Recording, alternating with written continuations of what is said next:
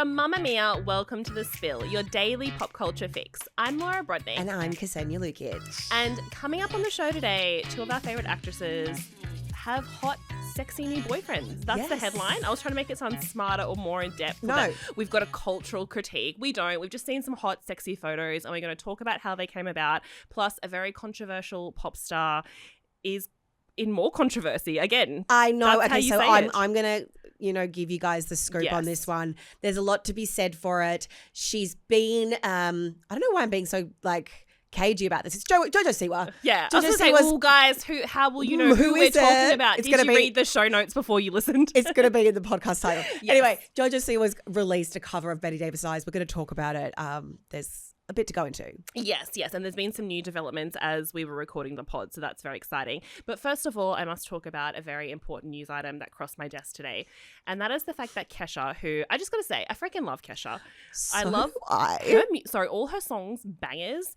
I haven't seen her live. I would love to. All the clips I've seen of her live are amazing. I find her a really interesting person. Do you know what I love? Yeah. Like literally, as soon as the P. Diddy stuff came out, she changed her song. Yeah. Wake up in the morning feeling like fuck P. Diddy. Yeah. She says fuck P. Diddy or something. She did that straight away. Yeah, she's on the right side of history always. I love that. So recently she went on Conan O'Brien's podcast, which I quite enjoy. He has some really good guests on. Io Debris was a recent fave of mine. So it's called Conan O'Brien Needs a Friend. And he does it with the producer of his talk show and they have a really cute relationship. But this one in particular I found really interesting. So if you're not across Kesha's backstory, she pretty much hasn't released any new music for over 10 years. She was in this huge litigation over the rights to her music and the rights to her career and even the rights to her voice. She was also in that big back and forth legal issue with Dr. Luke. They settled after nearly a decade of going back and forth in the courts. And so at the moment now she's really out in the world being able to perform and release new music for the first time in 10 years. And I found it really cute her going on Conan O'Brien's podcast because he starts off by saying how from the moment she blew up, she was always a guest on his show. She was really loyal to no matter how busy she was, always coming back to his show. They had a really great relationship. And he talks about bumping into her on the street when she was really in the height of her legal battles. And he's like, I just saw you and I knew you needed a hug and I gave you a hug. And then he's like, it's the first time I was ever papped. But he's like, because paparazzi don't care about me. They only care about Kesha. And those photos went everywhere, which was quite cute. So it's a really nice interview. I was listening to it being like, this is so cute. I love hearing about her career, where she's at, her thoughts. And then right at the end, Conan O'Brien asked her what she does to relax. And she said she can't really bake or meditate or anything like that. Instead, she likes to hunt down the supernatural, which so much. This is so fun. Instead, she likes to hunt down the supernatural, which led to this little story coming out on the podcast. Okay, so I'm filming a show. I am the exec producer, filming the cameraman. I forget what the camera is called, where it's infrared, where you can see body heat. And so then on camera, holding the camera, watch this thing crawl up Jake and crawl into the ceiling. And it happened so fast that I was like, Jake, there's a thing. And then that's how fast, right? Mm-hmm. Filming it. Exact same time, he throws down a red camera, really expensive camera. Is like, oh my God, there's something crawling on me. Pulls his shirt up. And there's 3 scratch marks down his spine. And Chip Coffee comes over and throws holy water on it, and then it heals, and I'm like, what the is this? That's stunning. Do you have all that on camera? Yes. And nobody cares. That's the craziest part. Nobody cares. And I'm like, nobody cares about these ghosts I found. You're welcome. Okay, thoughts? Do you know what? I have watched these shows before, and I don't know how I feel about ghosts. I don't know if I believe in them. I definitely believe in something, but I've never experienced anything like it. That's what Conan said. Is it? Yeah, you and Conan O'Brien, the same person. I know. I love that. I love that. Do you know what? I take that as a massive compliment. Yeah, I think he's very that's smart. how I intended it. I think he's very smart. But yeah, I just feel like I appreciate her experience if that's what she's seeing. And sure, I know lots of people who've had experiences with the supernatural and ghosts and things like that. Me personally, I haven't. But Yeah, I mean, it kind of makes me like her more. It really does. I feel like this is like she always talks about her encounters with the supernatural, but I just feel like people shove that aside and just focus on her music, which is ridiculous in this case. So she's had a TV show where she hunts down supernatural creatures, and she said because the show didn't end up going ahead that now she just does it in her own time and she goes to film it. So she has talked about having sex with a ghost before. How does that work? I think it was consensual from what she said, so that's Sorry, nice. I should have thought that. Well, no, I feel that she's in a stressful place at the moment because she said she believes she's on her last life cycle because she believes in reincarnation. Okay. So she's been seeing a medicine woman to try and like get her like soul ready for its last lap around the earth, which I feel is just an extra bit of admin to do. It reminds me of like Phoebe from Friends. I feel like I always bring it back to Friends, but she goes, Yeah. "You're brand new." Yeah. Which I feel that's the vibe from all of us. But Kesha feels she's on her last lap. So she's also in her spare time now really kind of leaning into the supernatural, which is ghosts. And also she does Sasquatch hunting, which I'm so jealous of because I won't get into it now, but Sasquatches is like my side interest that I wish I could do a podcast on. But Mamamia won't Sasquatch, also known as Bigfoot. Bigfoots. Yeah. So Loch while Ness she's Monsters, Nessie.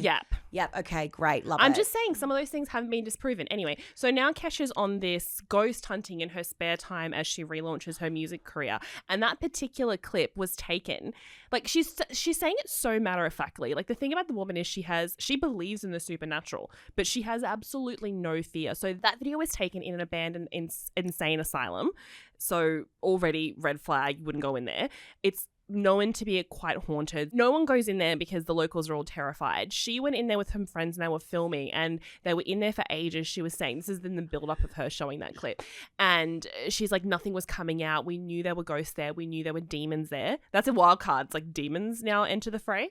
And so they started taunting the creatures to try and get them to come out. And that's when she said in that clip that's when that demon ghost thing, because she's not sure which one it was, attached itself to that man and then left the scratches on his body. And she's got it all on camera. And all I want to say is, Kesha, release the tapes. I want to see the demon. I don't want to see the demon. But I mean, some things are better left untouched. Yeah. Okay. But I just think if you're going into an asylum that's been abandoned for demons, like that's their turf. It's like going into the ocean and being angry that a shark bites you. Going in there and being angry that a demon crawls up your body and scratches you is the same sort of thing. About the demons? I don't like the demons. That's not nice. Or the ghosts, yeah. Also, you wouldn't have sex with a ghost? I'm still confused. You're like, on I'm how actually this married, so that's the only reason. Excuse me, sorry. But how does it work? I is it like is it penetration? I mean, I haven't experienced it myself. But, you know, I'm still young. Things could still happen for me. It's still time. I've still got time. From Kesha's sexual experience with a ghost, the ghost came to her. They had a connection. Okay. So it was consensual and she was into it. And then they had like a sexual experience. She didn't sort of say exactly which body parts went where, but it was enjoyable apparently.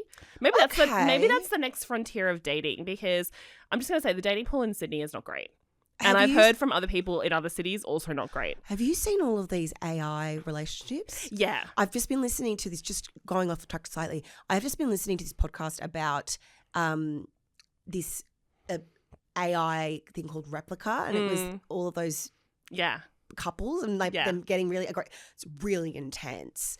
I think for some reason dating AI creeps me out, but I think I'd be better with a ghost. That's less creepy, I think. At least like they've lived a life, I've lived a life, their life is over, mine's still going, but I feel like we'd have more to talk about. But I feel like AI and ghosts, like there's some the same thing crossover there. Like if you're willing to date a ghost, you've got to be willing to date AI. No, I draw the line at AI.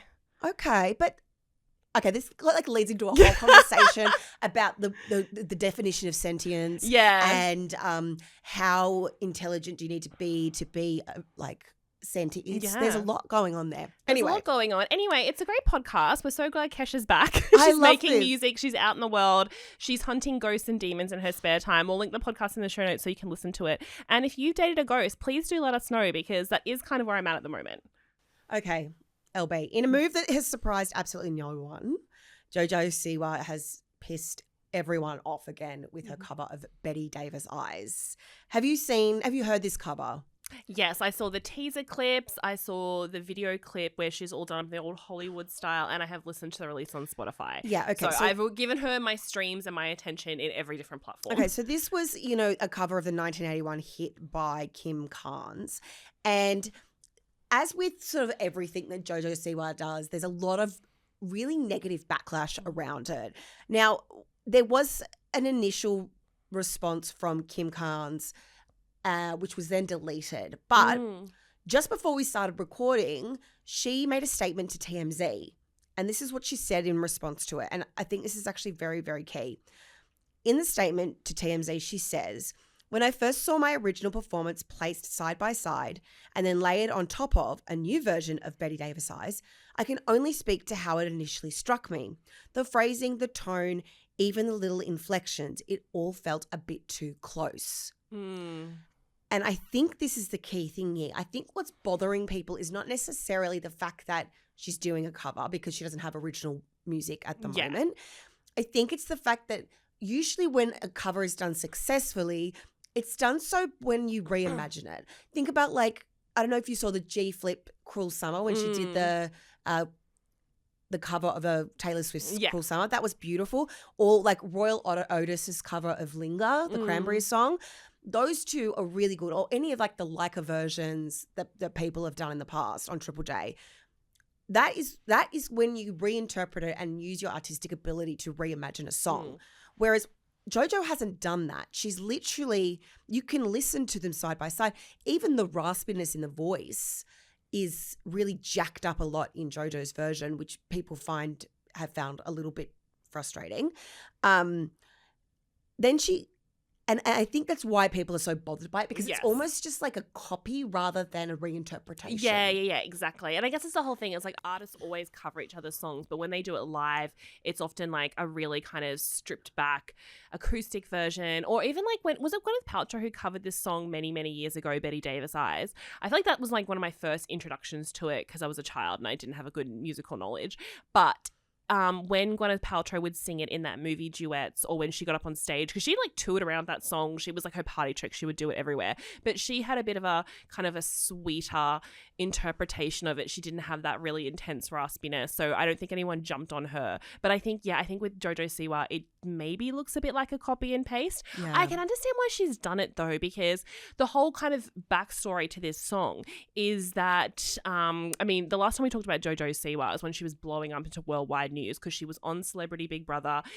She was in a relationship with an Australian, Kath Ebbs, and we watched that whole thing unfold where she was in the house with Chris Hughes. They had this intense flirtation the whole way through. I was one of the people who said it wouldn't work in the real world. Well, I was wrong. I mean, we'll see, but like they're really there together. So she broke up with Kath at the after party.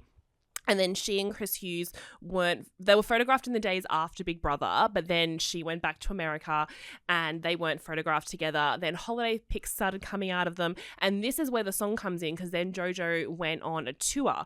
She went on a live tour, and in the tour she would sing Bette Davis Eyes, but she would switch out Bette Davis Eyes for Chris Hughes Eyes. Oh, it makes me cringe. He was always in the audience for a lot of these live shows, sitting next to her mum, Jesselyn, and the fans would just lose their minds, especially once it started, that clip of her saying Chris Hughes' eyes started going a bit viral. Then everyone in the audience was waiting for that moment. And as soon as she did it, they would scream. And so I understand why she was like, this song's going viral. People love my rendition of it.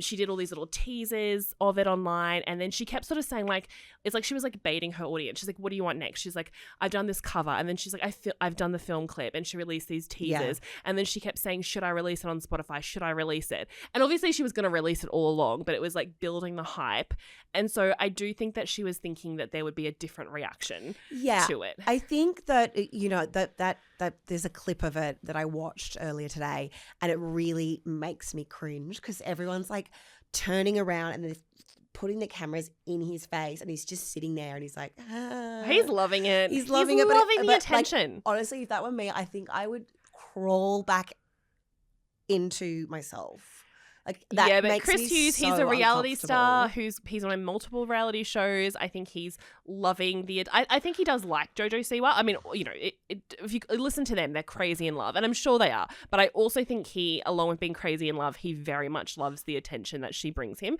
So that's why he was at the concerts, because he was like wanting to be photographed by people. Yeah, I understand why she's done it, and I get that. I get that she got that viral moment and she wanted to kind of replicate it and continue to release music.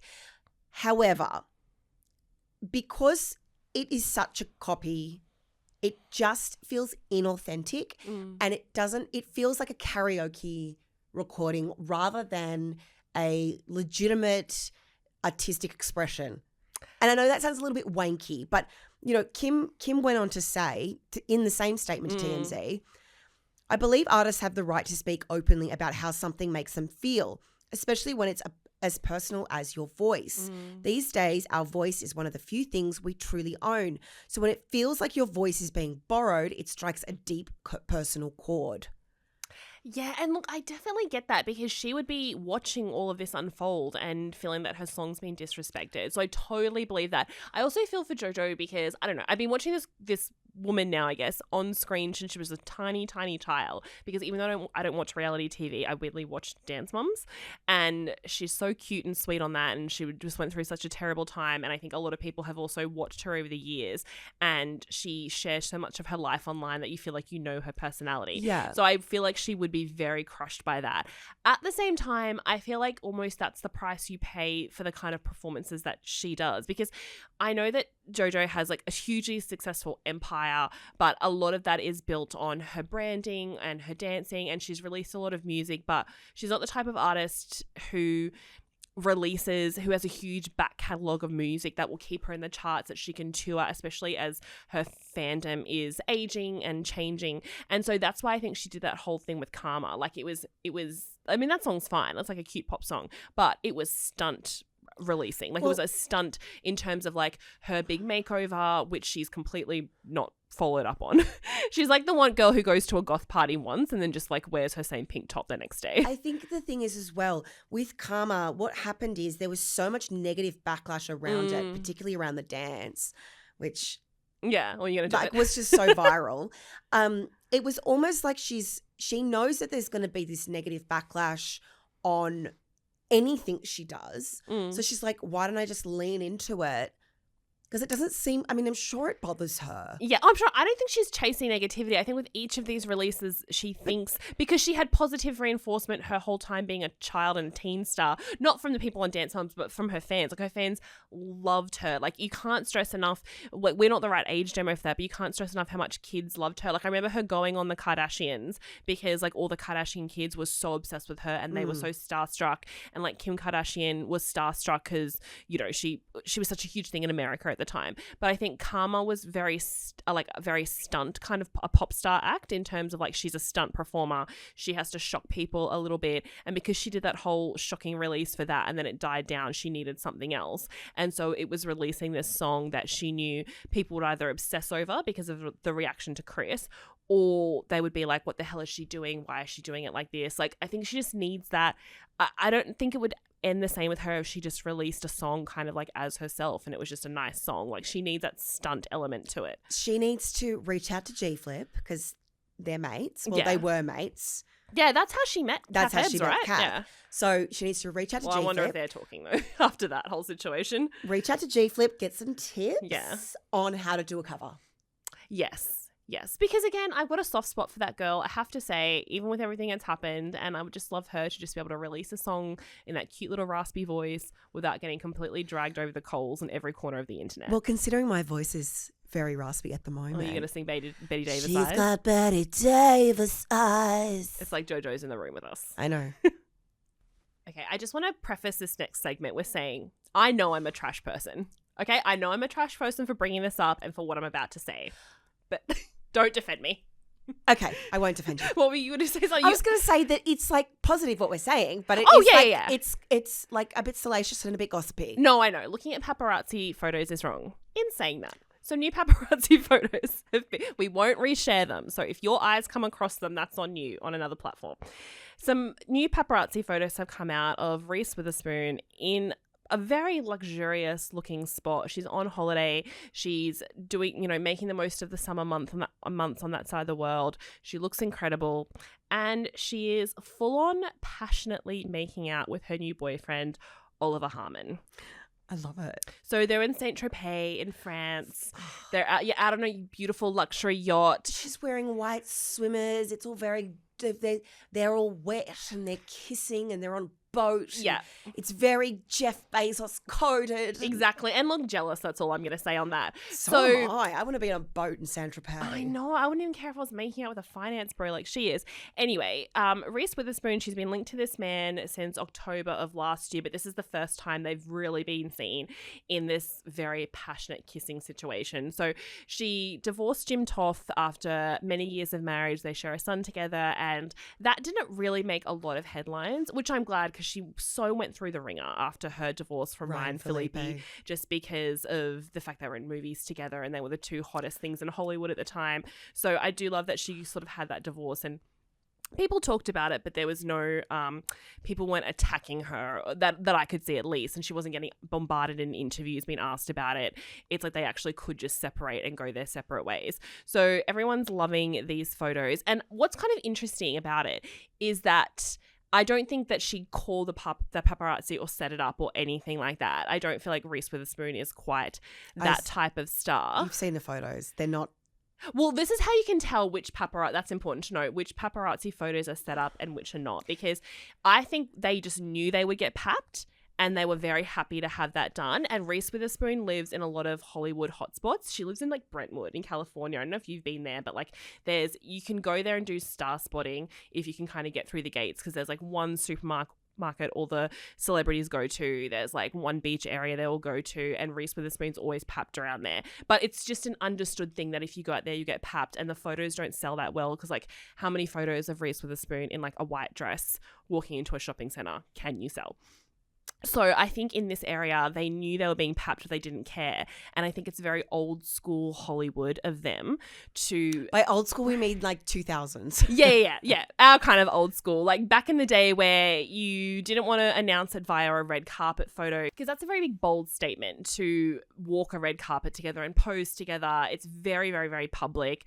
Also, a lot of people do like a social media hard launch now. But again, that is also not seen as kind of like the cool girl, old school Hollywood thing to do. So the thing to do is to kind of let yourself be papped in a very exotic location and let the photos go everywhere. So then you have the hard launch that you wanted, but you are not sort of seen to be pushing it or having a hand in it. So we've seen this done before when celebrities want to announce a relationship, particularly if there's been some drama behind it, because this is how, let us not forget, that Brad Pitt and Angelina Jolie announced their relationship. Remember that? Because they can't walk a red carpet together after the whole Jennifer Aniston thing. They don't have social media. They couldn't post to it. They didn't want to be papped walking the streets of LA and in an uncontrolled environment. So they invited one photographer to come to this little, I think it was in Cambodia, this little very secluded beach and take these really peaceful photos of them with her son Maddox, who was the only child they had at the time, just wading around the water, and they look very calm and serene, and so that was the way they introed it. And then recently we saw Hugh Jackman and Sutton Foster hard launch their relationship through very staged paparazzi photos, which again, controlled environment, them like walking slowly down the street towards the camera, they're all dressed beautifully, they're posed. It's so different to the photos that came out about them like in the days that led up. So you can always see, if you look at them, which ones are staged and which ones are not. So these particular photos, I'm trying to say this delicately. I don't think they were staged because they are not particularly flattering. I know exactly what you mean. So this is the thing between staged and set up. Yeah. And the reason I say this is because I know what a beautiful woman Reese Witherspoon is. I also know what paps do, and they will choose the least flattering images that they possibly can. Now, what the tabloids have done now is they don't say anything about the fact that it's a bad image. Yeah. So you know how back in our, like when we were growing up, it was like, ooh, belly, you know, they sell you they out on talk display kind sell of thing. you out on Yeah. display. They don't do that anymore. They ignore it, but they know that people will look at those images and make those negative comments about it without them saying a word. Yeah, exactly. It's very calculated because you look at those photos and you go, "Come on, guy! Like one of the most beautiful women in Hollywood, and those are the photos that you sold." Yeah, the thing to look at is that you can do a staged kiss. It's like how people practice kissing for, I guess, like movie scenes, or even some people do it for their weddings, where you have to put your lips together but don't actually let them touch and hold your faces together. Because the thing, actual kissing looks awful in pictures and on camera unless you do it in a really staged way. Okay, can I tell you a really funny please story? do.